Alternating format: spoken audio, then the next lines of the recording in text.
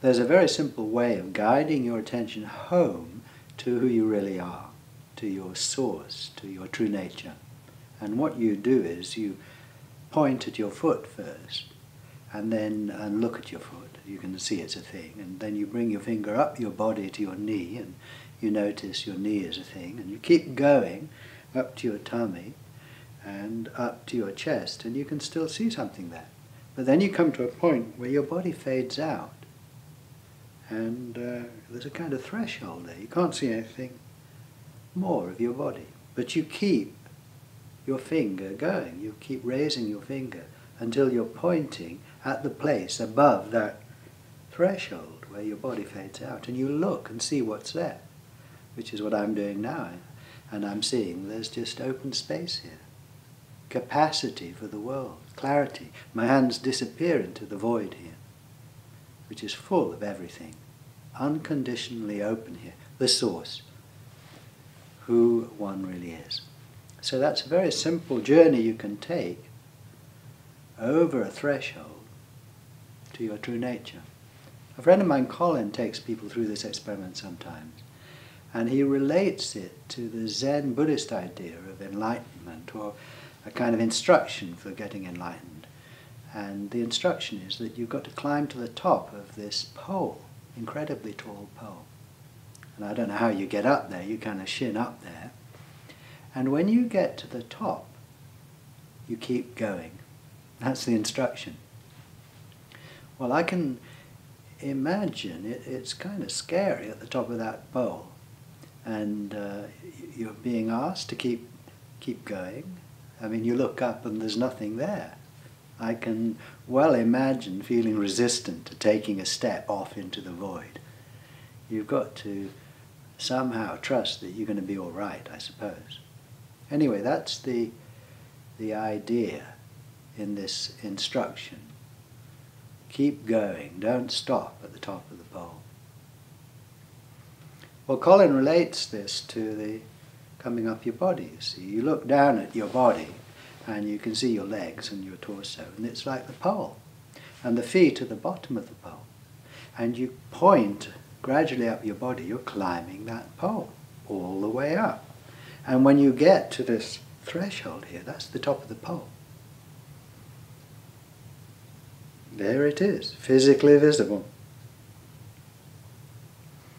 Well, the instruction is to keep going, you see.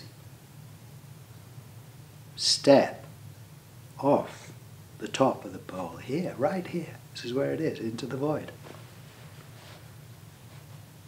Recently I was giving a workshop, a day workshop, and there were about a dozen people, and a marvellous group of people. And one of the people was a lady who, in a way, was struggling a bit with the workshop. And I don't know if resistant to the whole approach is the right word, probably not, but what's the point of this? You know, what good is it, that kind of thing. And we tried to help her. And anyway, at the end of the workshop, I asked anyone if they'd like to lead us through this pointing experiment. And I do this at the end of workshops sometimes, just invite people to lead us through the experiments, because it's a, you know, you learn by doing, and if you do the experiment and guide people through, you are able to, you know, you find out what it means to you.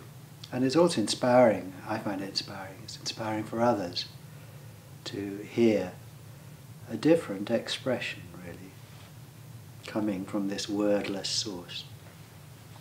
So when I invited people, then there was a man who volunteered, and he did it, and it was great. And then I said, anyone else like to take us through the pointing experiment? And this lady volunteered. And I thought, oh, well, that's interesting. Oh, I wonder what's going to happen now. So, but great. So she started us off, and she took us slowly up the pole, because I'd introduced this idea of this pole, climbing this pole and stepping off the top earlier in the workshop, and we'd been using it throughout the day, on and off. And there we were climbing the pole with her. And she really got us to look. She was really looking. And we got closer and closer to the top, you see, of the pole. And her voice became quite emotional, and it became quite dramatic. And I really thought, are we going to step off? And she took us to the top. And then she said, keep going, and look.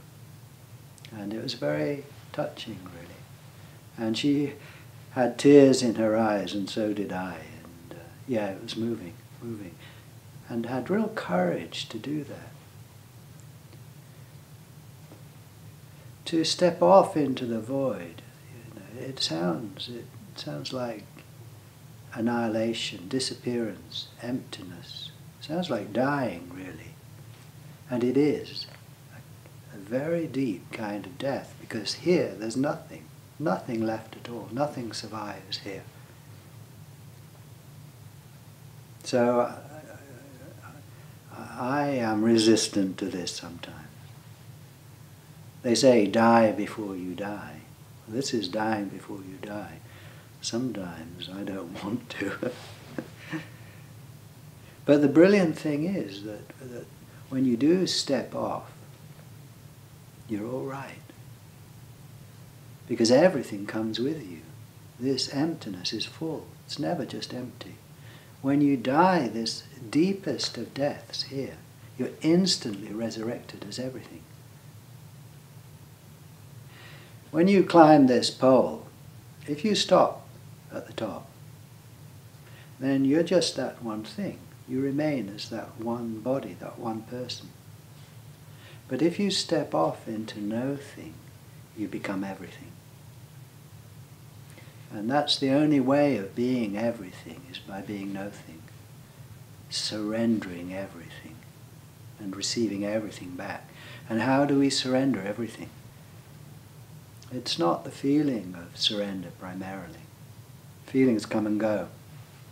It's not the idea of surrender. It's seeing. No thing here. Wordless. Non-verbal. Non-emotional seeing, attention to the place right where you are, at your center, that only you can see. And discovering that within this capacity is everything. The deepest of deaths leads directly to the widest of lives.